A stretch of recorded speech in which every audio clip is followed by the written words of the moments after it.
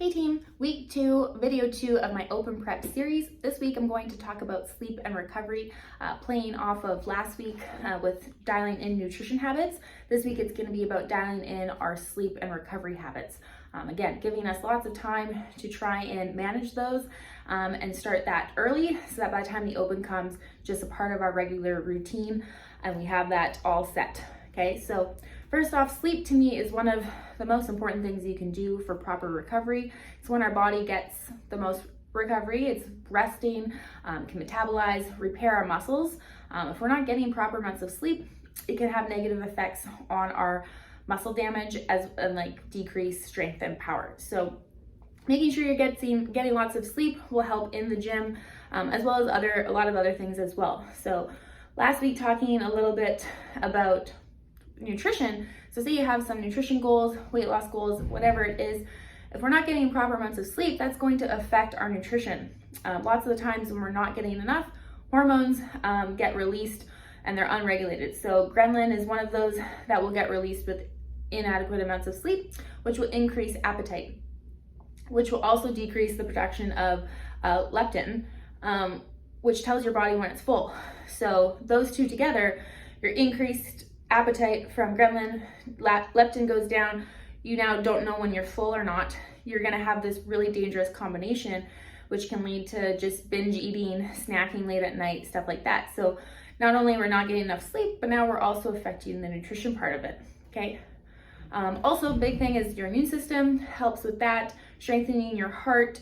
When you don't get enough, it can also release the hormone cortisol, which is the stress hormone, which makes your heart work harder, okay? So lots of things to think about.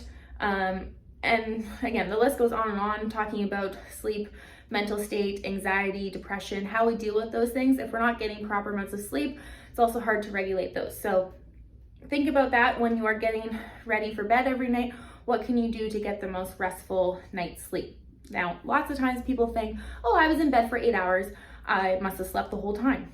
That's very, very untrue. Most of the time we have all these different sleep cycles that our body goes through. We have our light sleep, our REM sleep, our deep sleep, which is totally normal to go in and out of those throughout the night. And our body has an adequate amount that it wants every night. Lots of times we suffer with getting proper amounts of REM and deep sleep. So making sure that you're doing things to help you get the best proper sleep. So if you think you're gonna wake up at 7 a.m., trying to actually get to bed a little bit early, maybe at 10:30 rather than 11, to give yourself 8.5 hours. Hopefully, maybe that gets you closer to that 8 hour of sleep mark, okay?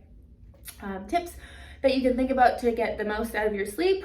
For one, trying to keep the same sleep cycle, so going to bed and waking up at the same time.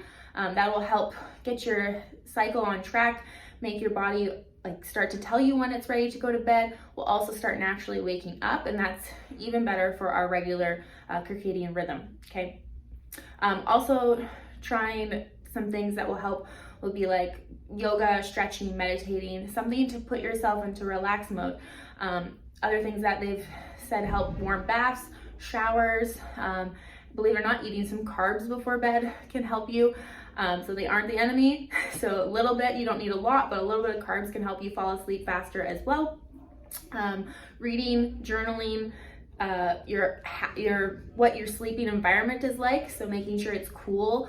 You don't want to sleep in too hot of an environment. So having a fan on or the temperature slightly lower. Also making sure you have the right pillow. Everyone's a little different. Think about those things. Make yourself the most comfortable. Another big thing is putting the phone away. So trying to prevent yourself from looking right at a screen right before bed. Put the phone away maybe half an hour before.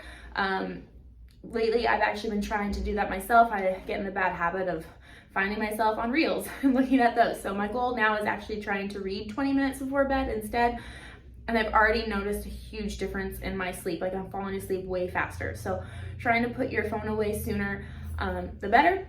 Things like blue light blocking glasses. So if you're watching TV late at night, all these lights that you're looking at causes stimulus in the brain. If we can block those a little bit, they will help your brain settle a bit better. Caffeine, making sure you're not having a lot of caffeine late in the day. My rule is to try not to have it past 4 p.m., but everyone might be a little different. I do notice the days I do have it past then, I don't have as good of a sleep. I wake up more or just takes me way longer, okay? So, and darkness is key.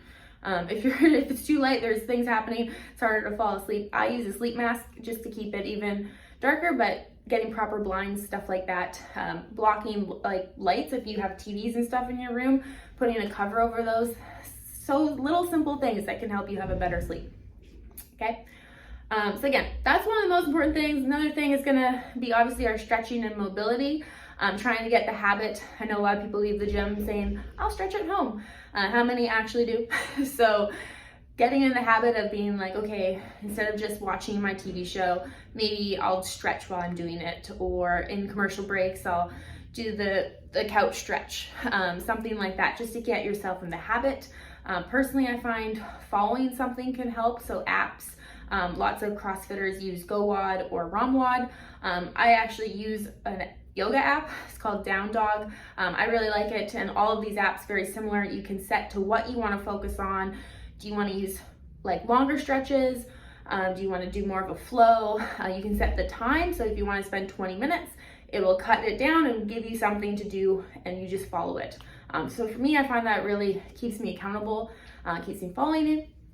And then as well, like just trying to get in the habit of 2 times a week, 3 times a week, whatever you can, to get your mobility and stretching going, okay? There's tons of tools out there as well, like Sidekick tools, little scraper, muscles, foam roller, Theragun, massage gun, stuff like that.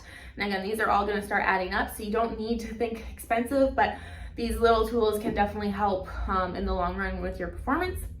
Things like going to a pool, hot tub, a cold tub, saunas, or even thinking about as far as massage or physio. Again, getting a little bit more up there, but can be worth the money if you find the proper person that can help you get those trigger points. You'll see big difference in the gym. Yeah, so with the open coming in mind, our recovery between our workouts is just as important as well. So especially if we plan on repeating workouts. So if I come in, I know I'm coming in on Friday, I want to make sure that I'm not just sitting still the day after. That's when you'll probably get more sore. So those days between our workouts and between our gym sessions will be just as important. I like to think of active recovery days.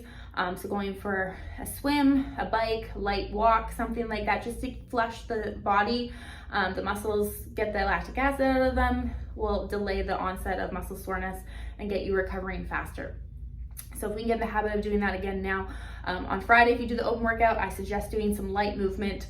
On Saturday, low intensity, just move, and then you'll feel better hopefully on Sunday, especially if you plan on repeating a workout. If you get too tight, you're probably not going to feel great to crush that workout again. As well as just getting back into the gym. If Friday's workout's really long, really intense, takes a lot out of your nervous system coming in, you don't want to just miss the next few gym sessions because you're so sore. So if we can get ourselves in these habits, then Monday, come in, Tuesday, Wednesday, normal routine, Thursday, light day, Friday, you're ready to go for the next open workout, okay? So think about these things, start incorporating them into your regular habits. Again, the big thing is sleep. I think it can make a huge effect on your performance in the gym. So hopefully that helps. If you have any questions, again, feel free to ask me.